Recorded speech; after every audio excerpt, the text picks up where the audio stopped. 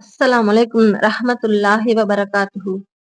எல்லாம் வல்ல அல்லாஹு தாலாவின் நல்லடியார்களே, நாம் எல்லாம் இந்த தியாக பெருநாளை கொண்டாடிவிட்டு இன்னும் ஐயாமு தஷ்ரிக் என்று சொல்லக்கூடிய அந்த 11, 12, 13 அந்த தினத்தை அடைந்தவர்களாக இருக்கிறோம்.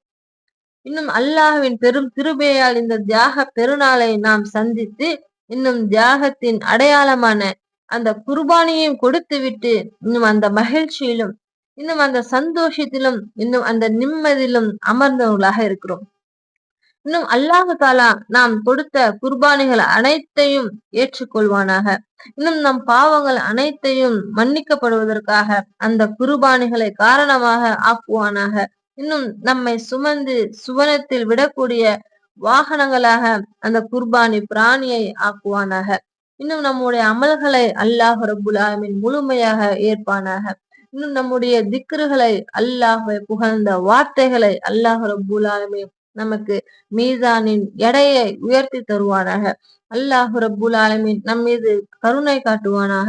இப்படி நாம் அல்லாஹ்விடம் அதிகமாக துவா செய்யக்கூடியவங்களாக இருக்கணும். இன்னும் பெருநாளுக்கு அடுத்து வருகின்ற இந்த 3 தினங்களுக்கும் ஐயாமு தஷ்ரிக் என்று சொல்லப்படும். இந்த ஐயாமு தஷ்ரிக்கை நபிகளார் ஸல்லல்லாஹு அலைஹி வஸல்லம் அவங்க சொல்றாங்க, பெருநாளை போன்றே இந்த நாட்களும் மகிழ்ச்சியான நாட்களாகும். இன்னும் மகிழ்ச்சியை வெளிப்படுத்தக்கூடிய நாட்கள், இன்னும் சந்தோஷத்தை வெளிப்படுத்தக்கூடிய நாட்கள். இன்னும் ஒவ்வொருவரும் மகிழ்ச்சியையும் சந்தோஷத்தையும் இன்னும் குதூகலத்தையும் பரிமாறிக் கொள்ளுங்கள். இன்னும் உறவர்களோடு சேர்ந்து இருங்கள். இன்னும் இந்த ஐயாமு தஷ்ரீக்கை பேண வேண்டிய மகத்தான நாட்கள் என்று அல்லாஹ்வின் தூதர் நமக்கு வலியுறுத்துறாங்க. இன்னும் இந்த ஐயாமு தஷ்ரீக் என்று சொல்லப்படக்கூடிய இந்த பெருநாளுக்கு அடுத்து வரக்கூடிய நாட்களுக்கு ஒப்பாக வேற எந்த நாட்களும் கிடையாது. இன்னும் பெருநாளுக்கு நிகராக இருக்கின்ற காரணத்தினால் நபிகள் ஸல்லல்லாஹு அலைஹி வஸல்லம் அவர்கள் இந்த பெருநாளை போன்றே இந்த 3 தினங்களிலும் நோன்பு வைப்பதை மார்க்கத்தில் தடை செய்திருக்கிறார்கள். எப்படி நாம் பெருநாட்களில் நோன்பு வைக்க மாட்டோமோ அதே போலவே வேற எந்த மாதத்திலும் வேற எதற்கும் கொடுக்காத சிறப்பை நாம் துல்ஹஜ் மாதத்திலே 10 அடைந்து விட்டோமா, அதற்கு பிறகு 11, 12, 13 இந்த துல்ஹஜ்ஜுடைய 10, 11, 12, 13 இந்த 3 நாட்களிலும் நீங்கள் நோன்பு நோற்க தடை. நீங்கள் உண்ணுவதற்கும் பருகுவதற்கும் உரிய நாட்கள் என்று நபிகள் ஸல்லல்லாஹு அலைஹி வஸல்லம் அவர்கள் நமக்கு வலியுறுத்துறாங்க. இன்னும் இந்த மகத்தான நாட்களில் குர்பானிக்கு அடுத்து நாம் செய்து கொண்டிருக்கின்ற இன்னும் செய்ய வேண்டிய மிக முக்கியமான அமல்களில் ஒன்று என்ன அப்படின்னா, நாம் தக்பீர் சொல்ல வேண்டும். அல்லாஹுடைய வார்த்தைகளை அதிகமாக சொல்லிக் கொண்டே இருக்க வேண்டும். இன்னும் சொல்ல போனால் இந்த துல்ஹஜ் மாதத்தின் முதல் 10 நாட்களை விட அல்லாஹ்விடம் மிக சிறந்த நாட்கள் வேறு எதுவுமே இல்லை. இன்னும் இந்த நாட்களில் செய்கின்ற அமலை விட அல்லாஹ்விற்கு பிடித்தமான வேற எந்த அமலும் இல்லை. எனவே இந்த நாட்களில் இன்னும் கலிமாவையும் இன்னும் தக்பீரையும் அதிகமாக நாம் சொல்லக்கூடியவங்களாக இருக்க வேண்டும். அல்லாஹ்வை புகழக்கூடிய வார்த்தைகளை அதிகமாக நாம் சொல்லிக் கொண்டே இருக்க வேண்டும். இன்னும் சொல்ல போனால் இந்த தியாக திருநாளை நாம் நபி இப்ராஹிம் அலைஹிஸ்ஸலாம் அவர்களுடைய தியாகத்தோடு ஒப்பிட்டுத்தான் நாம் இந்த பெருநாளையே கொண்டாடுகிறோம். அந்த பெருநாள் என்பது எப்படி இருக்கு? இன்னும் மகிழ்ச்சியான தினமாக இருக்கு. இன்னும் பெருநாள் என்றாலே ஒரு விதமான மகிழ்ச்சியும் அப்படியே சந்தோஷமும் நம்மிடம் ஒட்டி கொள்ளக்கூடியதாக இருக்கு. தன்னை அறியாமலே ஒரு சந்தோஷம் இருக்கும். ஆனால் நம்ம என்ன செய்கிறோம்? போய் தொழதான் செய்கிறோம். ஆனால் அந்த தொழுகையிலே நமக்கு இருக்கின்ற திருப்தி இருக்கே, அல்லாஹ் ரப்புல் ஆலமீன் அது நமக்கு கொடுத்திருக்கின்ற அந்த அருளாக இருக்கு.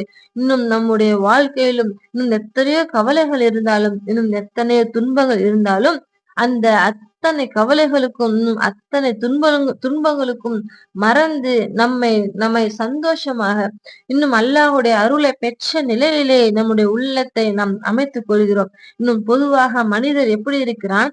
தன் வாழ்வில் மகிழ்ச்சியான தருணங்களையும் இன்னும் சந்தோஷமான தருணங்களையும் சந்திக்கிற போது படைத்த இறைவனை மறந்து விடுவான். ஆனால் தன் மனைவி, மக்களோடு, தன் குடும்பத்தோடு, தன் நண்பர்களோடு மகிழ்ச்சியாக இருக்கும் நேரங்களில் இறைவனை நினைப்பதற்கு இன்னும் இறைவனை நேரம் ஒதுக்கி நினைவுக்கு வருவதில்லை. அல்லாஹுடைய தூதர் சொல்றாங்க, குர்ஆனில் இந்த கருத்தை சொல்லும் வசனங்கள், நீங்கள் அல்லாஹுவை அதிகமாக நினையுங்கள், மனிதன் ஒரு துன்பத்தை தொட்டுவிட்டால் அவன் படுத்துக்கொண்டு, உட்கார்ந்து கொண்டு, நின்று கொண்டு அதை அப்படியே நம்மிடம் அவன் அல்லாஹ்விட எல்லா நிலையிலும் என்னிடத்திலே பிரார்த்திக்கிறான். ஆனால் அவனை விட்டும் அந்த துன்பம் நீங்கிச்சுன்னு சொன்னா, தனக்கு ஏற்பட்ட துன்பத்தை நாம் நீக்கிவிட்டோம் என்று சொன்னார், நம்மை அழைக்காததை போலவே அவன் அலட்சியம் செய்கின்றான் என்று அல்லாஹ் ரப்புல் ஆலமீன் திருமறை குர்ஆனிலே சொல்லி காட்டுகின்றான். அப்போ அல்லாஹ் என்ன சொல்றான், நமக்கு அந்த மனிதனுக்கு ஒரு துன்பம் வந்துடுச்சுன்னா, நின்னாலும், உட்கார்ந்தாலும், ஏஞ்சாலும் என்னை அதிகமாக நினைவு கூறுகிறான், என்னிடம் பிரார்த்திக்கிறான். ஆனால் அவனுக்கு ஒரு சந்தோஷம் வந்துச்சுன்னு சொன்னா, மனைவியோட பிள்ளைகளோடு இந்த உலக வாழ்க்கையில் மூழ்கி விடுகிறான் என்று அல்லாஹ் திருமறை குர்ஆனிலே சொல்லி காட்டுகின்றான். அப்ப என்ன ஆகுது, நமக்கு வரும் சந்தோஷமான இன்னும் மகிழ்ச்சியான அந்த நிமிடங்கள் இருக்குல்ல, அப்போ என்ன ஆகுது, இறைவன் நினைவை அதாவது அல்லாஹுடைய நினைவை விட்டு நம்மிடமிருந்து தூரமாக்கி விடும். ஆனால் கஷ்டம் வரும்போது அல்லாஹ் அல்லாஹ் என்று அவன் கூப்பிட்டு கொண்டே இருப்பான்.